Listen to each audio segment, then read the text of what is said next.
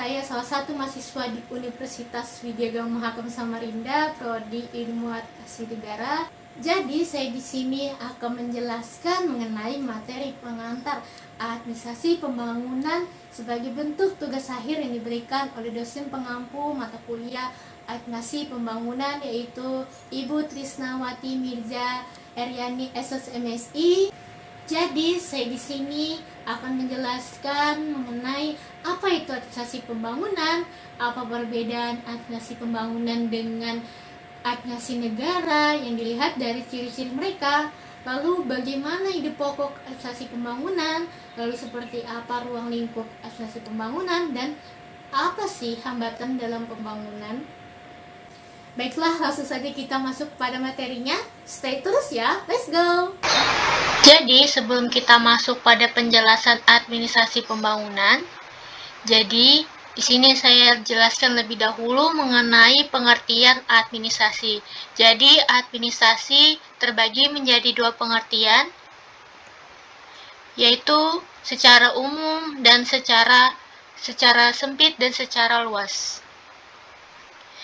Secara sempit, administrasi adalah bentuk aktivitas yang meliputi surat menyurat, catat mencatat, ketik mengetik, pembukuan sederhana, serta kegiatan lainnya yang bersifat teknis ketatausahaan. Lalu secara luas, yang mana administrasi adalah segala proses kerjasama antara beberapa orang dengan tujuan agar mendapatkan target dengan memanfaatkan sarana maupun prasarana tertentu yang memiliki daya guna.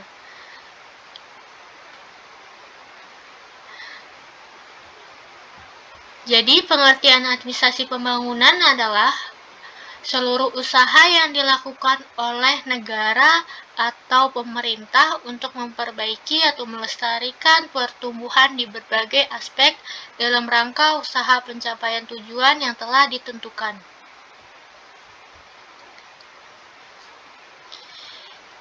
Ciri administrasi negara dan ciri administrasi pembangunan. Jadi, administrasi pembangunan dan administrasi negara ini berbeda terlihat dari ciri-cirinya. Yang pertama, ciri administrasi negara lebih menekankan pada pelaksanaan yang tertib dan efisien dari kegiatan pemerintah dan berorientasi masa kini. Sedangkan ciri administrasi pembangunan berorientasi pada usaha-usaha yang mendorong perubahan ke arah keadaan yang dianggap lebih baik oleh suatu masyarakat di masa depan. Jadi berorientasi pada masa depan. Sedangkan ciri administrasi negara lebih menekankan kepada tugas-tugas umum dalam rangka pelayanan masyarakat dan tertib pemerintahan.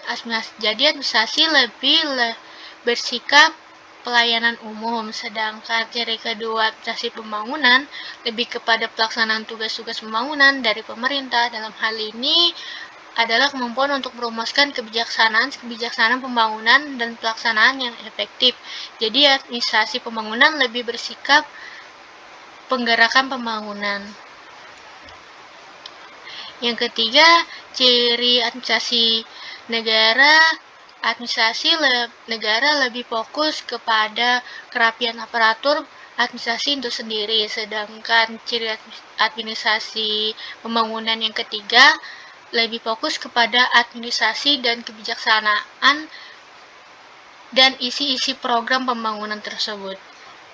Sedangkan yang keempat, administrasi negara. Ciri administrasi negara yang keempat, dalam administrasi negara seakan-akan ada kesan menempatkan administrasi dalam aparatur pemerintah hanya sebagai pelaksana. Lalu administrasi pembangunan, dalam administrasi pembangunan, administrator dalam aparatur pemerintah juga bisa merupakan penggerak perubahan. Dan yang terakhir, ciri administrasi negara yang kelima, dia lebih berdekatan kepada legalistik. Sedangkan ciri administrasi pembangunan lebih berdekatan kepada lingkungan, berorientasi pada kegiatan dan bersikap pemecahan masalah.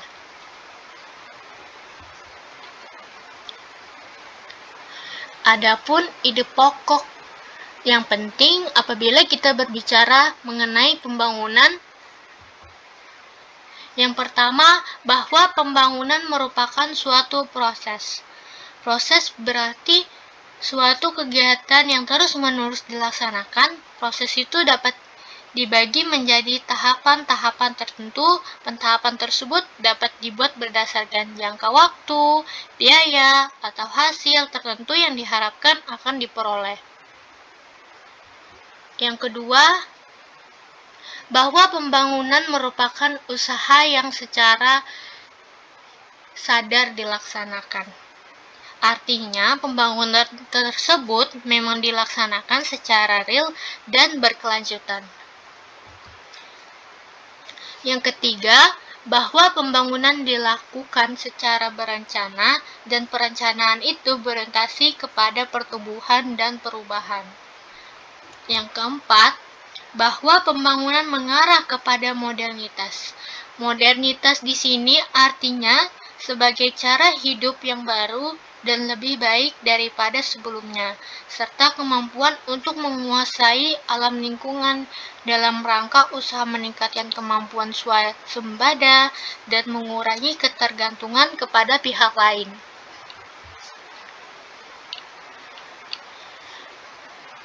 Ruang lingkup administrasi pembangunan.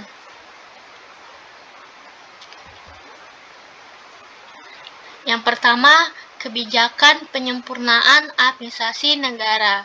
Dalam hal ini, pembinaan lembaga yang diperlukan kepegawaian, tata kerja, dan pengurusan sarana administrasi lainnya.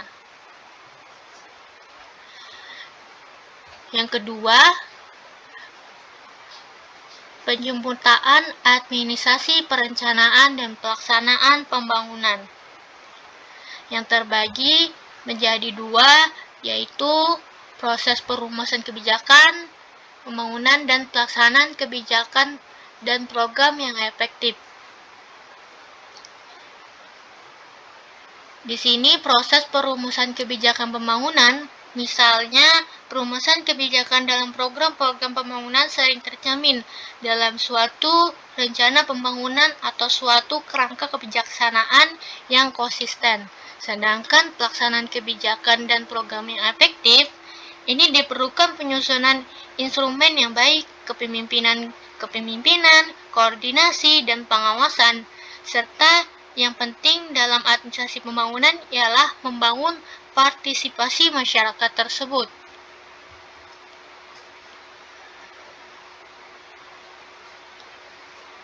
Adapun hambatan dalam pembangunan,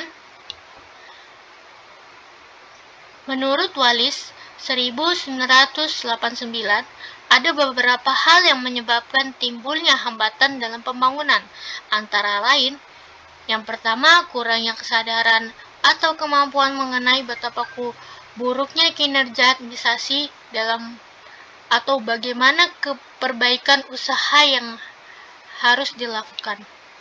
Yang kedua, perubahan yang diperlukan untuk perbaikan mendapatkan tantangan dari birokrat yang sudah mapan dan ingin mempertahankan kemampanannya. Yang kedua, saran.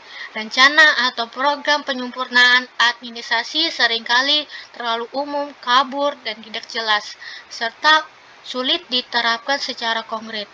Yang keempat, dalam hal itu, mereka yang seharusnya bertanggung jawab atas perubahan tidak terlalu memahami apa yang sedang terjadi atau apa yang harus dilakukan.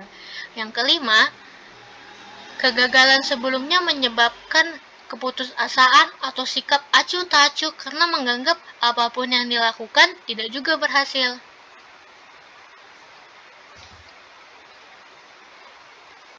Oke, itu saja pemaparan materi dari saya mengenai pengantar administrasi pembangunan. Terima kasih.